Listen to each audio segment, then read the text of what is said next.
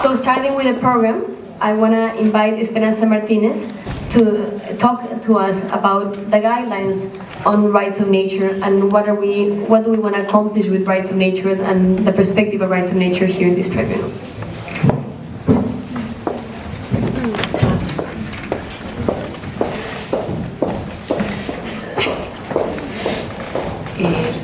Canal 2. Bueno, voy a hablar en español. Yo voy a dar una visión como muy breve de cómo estamos entendiendo los derechos de la naturaleza y cuáles son algunos criterios que invitamos a nuestros compañeros jueces a tomar en cuenta el momento de presentar y el momento de recibir los diferentes casos. Lo primero que quisiera decir es que efectivamente entendemos los derechos de la naturaleza desde tres perspectivas. La primera, como una expresión multidisciplinaria en donde confluyen tanto las ciencias humanas como las naturales y en donde logramos encontrar en todas estas ciencias que tienen nuevas lecturas en la actualidad, formas de completar un conocimiento sobre la naturaleza, en donde logramos que la geografía no solamente sea la descripción de los paisajes, sino que recoja y que incorpore la vida de los pueblos, en donde encontramos que la historia no solamente recoja hechos, sino que reconozca todo aquello que está inscrito en el barro, inscrito en la piedra, en donde logramos que, por ejemplo, la arqueología no solamente sea el relato de las huellas humanas, sino que encontremos las expresiones de esa arqueología en el comportamiento de los animales y de las plantas que ahora nos permiten tener tanta información sobre nuestra propia historia como seres humanos. Encontramos que es un ejercicio profundamente multicultural que nos permite dialogar entre culturas y ahora hemos empezado con este ejercicio al permitirnos escuchar de las palabras, de la sensibilidad, de la forma de interpretar el mundo de los pueblos indígenas. Pero los derechos de la naturaleza no solamente vienen de una matriz indígena, vienen de una matriz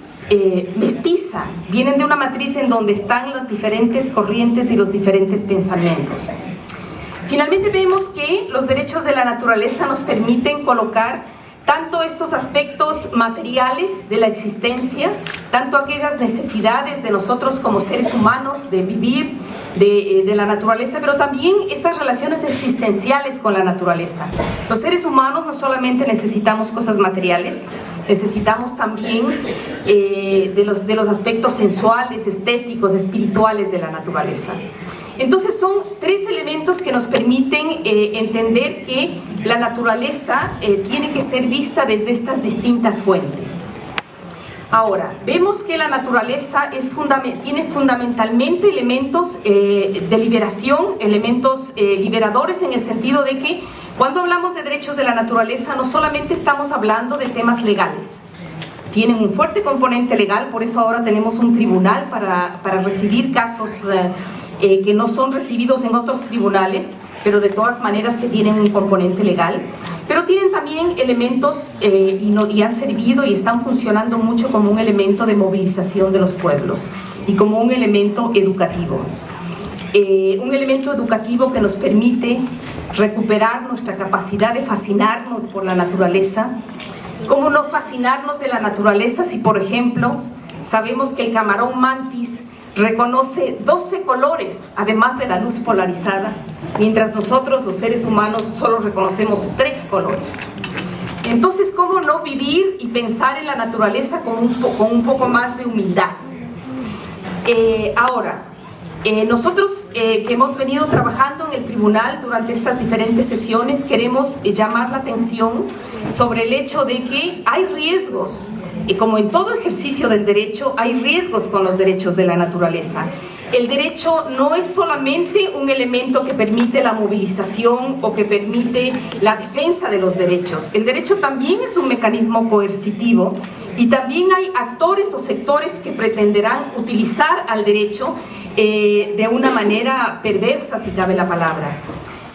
Han habido históricamente muchas tendencias alineadas en la conservación, por ejemplo, que han pretendido desconocer derechos colectivos y que han pretendido pensar que la conservación está fracturada con la defensa de los derechos humanos, sociales, económicos, de las poblaciones que viven ligadas a esto. Y creo que hay que estar muy atento para evitar que en ese ejercicio, por ejemplo, empresas que pretendan arrogarse el papel de ser las salvadoras de la naturaleza no pasen y no ejerzan estos derechos, provocando nuevas formas de desposesión, nuevas formas de agresión contra las poblaciones, sobre todo contra los pobres del planeta. Nosotros tenemos en el Ecuador, que ya existen los derechos de la naturaleza, ya algunas huellas de preocupación de la posibilidad de utilizar mal estos derechos. Entonces nosotros tenemos, y aquí está nuestra invitación a nuestros señores y amigos jueces, que pensar profundamente que estos derechos no tienen sentido si no se los piensa desde la interdependencia de los derechos, si no se los piensa de la mano con los derechos colectivos, de la mano con los derechos económicos, sociales y culturales, de la mano con los derechos humanos. Es decir, es todo un conglomerado de derechos el que debe permitirnos avanzar para defender verdaderamente la naturaleza y sus derechos. Esta visión fracturada que permitió en algún momento de nuestra historia, para muchas, inclusive corrientes de izquierda, despreciar de alguna manera los temas de la conservación, no nos puede pasar a nosotros ahora al revés. Es decir, ahora no nos puede pasar, no podemos pensar que los derechos de la naturaleza nos sirvan solamente para la conservación. No, los derechos de la naturaleza nos tienen que servir para liberar a los pueblos, nos tienen que servir para construir justicia, para desarrollar las capacidades de autosuficiencia de los pueblos, para desarrollar soberanía alimentaria, para cuidar las semillas, para cuidar territorios, para cuidar derechos humanos. Esto es un elemento que nos parece muy importante reflexionar antes de iniciar una audiencia como estas. Finalmente quería mencionar solamente que estamos proponiendo que se tomen en cuenta algunos como criterios básicos para nuestros distintos procesos. Primero, obviamente, partimos del hecho del derecho a la existencia, el derecho a la existencia de las comunidades que son parte de la naturaleza, pero también de los lagos, también de los ríos, también de las montañas. Poner mucha atención en los casos a todo el proceso, a lo que se llaman los ciclos vitales, es decir, ser capaces de entender que los diferentes procesos de destrucción o de devastación de la naturaleza